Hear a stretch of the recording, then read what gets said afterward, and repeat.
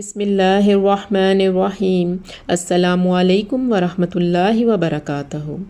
رسول اللہ صلی اللہ علیہ وآلہ وسلم نے فرمایا، میں جنت میں چلا جا رہا تھا کہ اچانک میرے سامنے ایک نہر پیش کی گئی جس کے دونوں کناروں پر موتی کے گنبد بنے ہوئے تھے۔ میں نے جبرائیل علیہ السلام سے پوچھا، یہ کیا ہے؟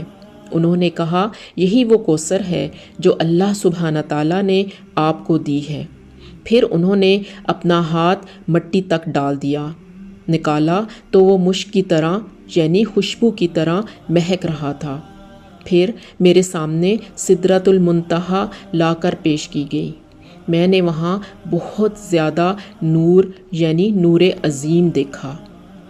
اسی طرح ایک اور حدیث میں ہے کہ رسول اللہ صلی اللہ علیہ وآلہ وسلم نے فرمایا، الکوثر جنت میں ایک نہر ہے جس کے دونوں کنارے سونے کے ہیں۔ اس کے پانی کا گزر موتیوں اور یاقوت پر ہوتا ہے۔ اس کی مٹی مشک سے بھی زیادہ خوشبودار ہے اور اس کا پانی شہد سے بھی زیادہ میٹھا ہے اور برف سے بھی زیادہ سفید ہے۔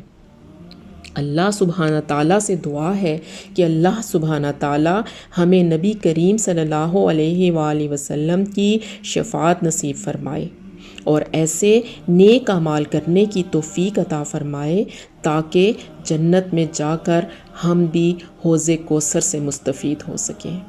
آمین۔ جزاک اللہ خیر۔